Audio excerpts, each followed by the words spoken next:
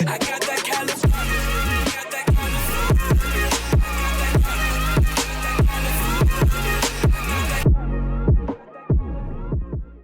Oh yes, Piccolo, also commonly referred as Gohan's real dad, or comically referred as Green Batman.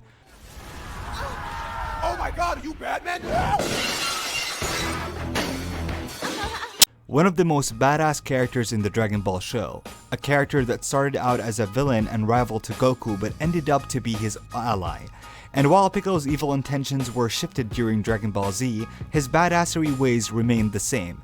In this video, I'd like to give Piccolo the respect he deserves and shed light on some of his dominant performances in where he humiliates his opponents through sheer skill and power. So without further ado, let's get right to it.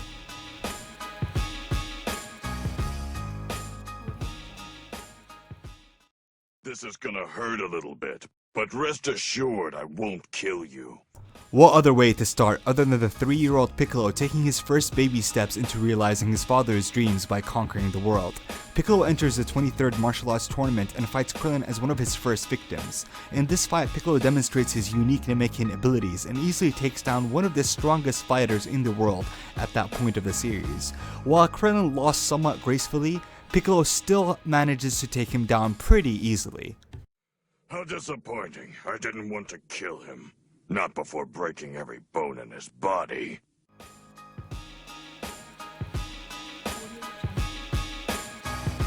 In the beginning of the movie Dead Zone, Piccolo was ambushed by Garlic Jr.'s henchmen, the Spice Boys. Thinking they have eliminated the threat, Piccolo comes back later in the movie during the confrontation with the main antagonist in one of his most badass entrances.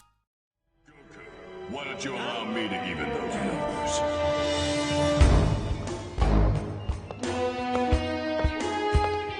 Piccolo? Which will be a consistent theme regarding Piccolo's character in movies. However, Piccolo doesn't only walk the walk, he backs it up by returning the favor to Sancho and humiliate him, by overpowering him and calling him a coward. Also, the way Piccolo finishes him off is absolutely ruthless and cold-blooded, which really fits his character at that point of time. Nothing but talk.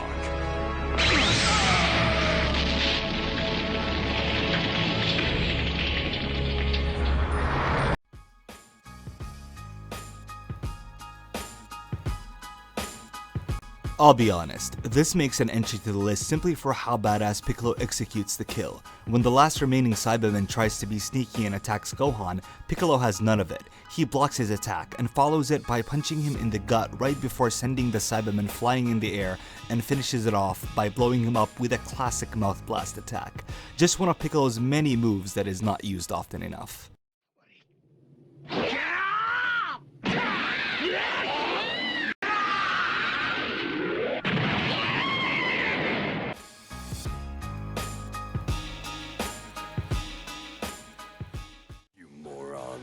Shut up and fight. What did you call us? The first 6 movies really respected Piccolo to some degree, giving him the appropriate screen time to show how badass he is. In movie 4 Lord Slug, that is displayed fully. Piccolo makes yet another badass entrance to save Gohan, and challenges the buff dumb villain, antagonizing him into attacking him head on.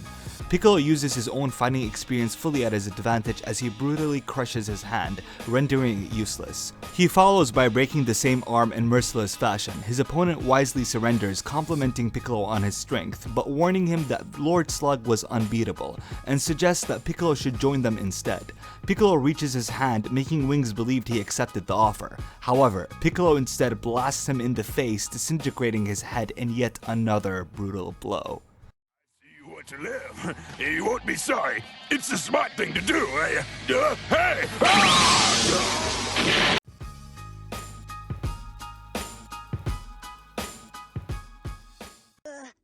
Piccolo. I might have a way to pierce that armor. Concentrate all of your energy into your point of attack. Focus.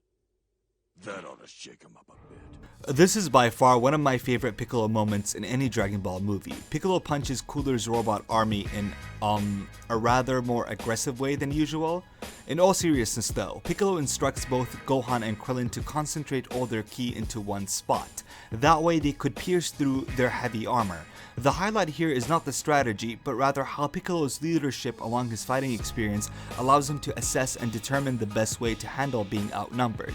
He tears through the robots' metal bodies like they're made out of radix. Though Piccolo's full savagery and assault is not unveiled until both Krillin and Gohan get abducted. Piccolo loses his concentration for a moment and gets caught by a relentless amount of cannon fire directed towards him. Piccolo, being Piccolo, tanks all of that and one-shots the entire Cooler army. Are you finished?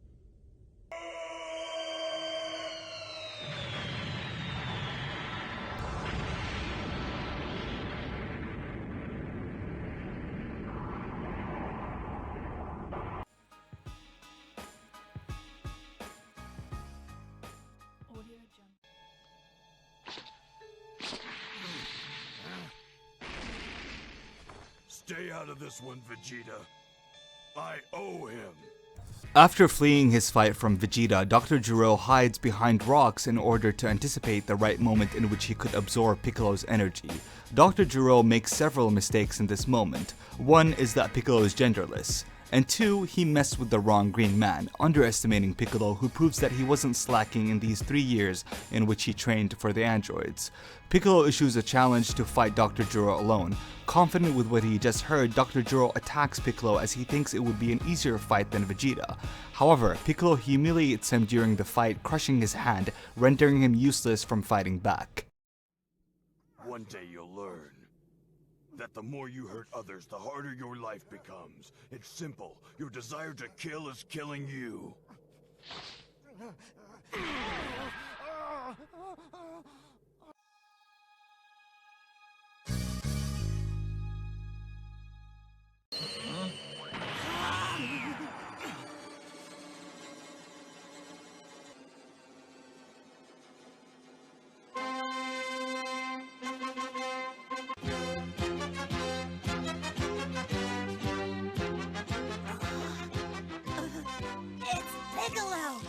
After just coming back to life, Piccolo finds himself for the first time on his home planet, Namek.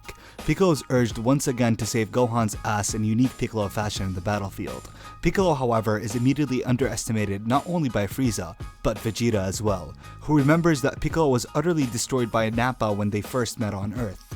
Frieza also thinks he can take on Piccolo easily, not knowing about his recent power boost from fusing with Nail.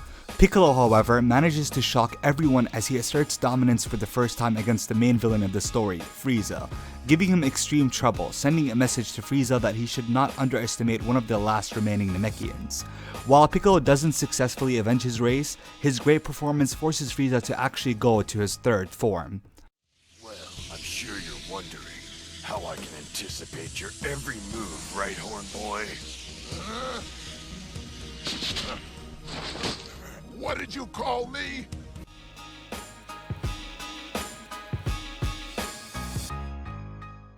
Oh, really? Disguised as a human being.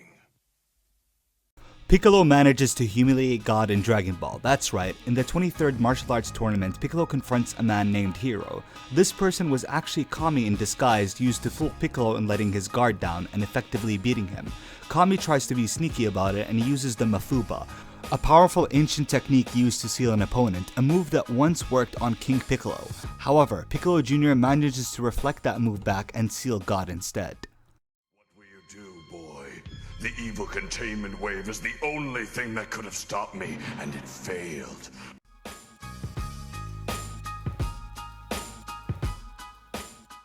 We'll see if you still feel that way after I've beaten you.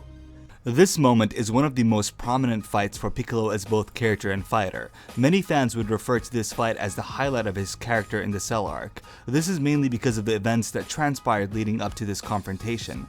After recently fusing with God in a very important and heavy moment in the series, Piccolo descends from the skies in order to find and to confront the story's main villain during the Android arc.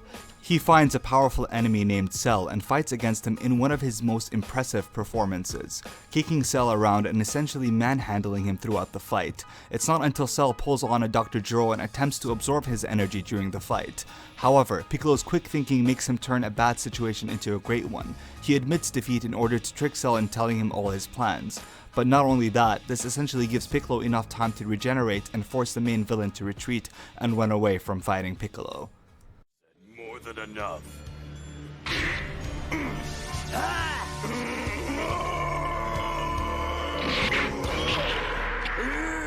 I just needed a little time. You tricked me.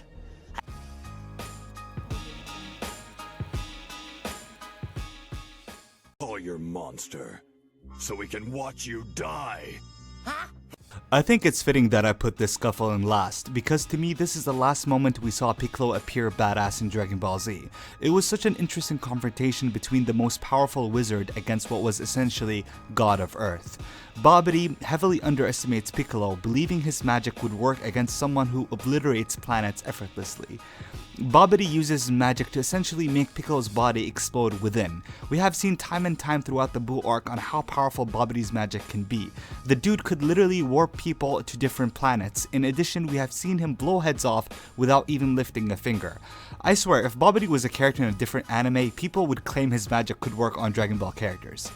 Nonetheless, Piccolo gives us a friendly reminder that your abilities means jack shit if you don't have the power to back them. Piccolo takes a few seconds to look at what the magic is doing to his body, but then easily shrugs off Bobbidi's magic as if it's nothing. Bobbidi begs frantically for Majin Buu to save him, but it's all in vain as Piccolo proves to Bobbidi that he was never in control as he cuts the wizard in half. Goodbye.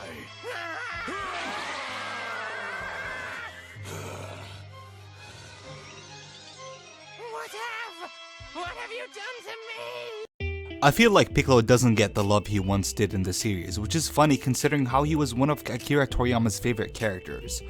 Also, I'd like to note that I considered making an honorable mention for this video like I did for both Vegeta and Goku. However, I felt it would make the video much longer than it already is.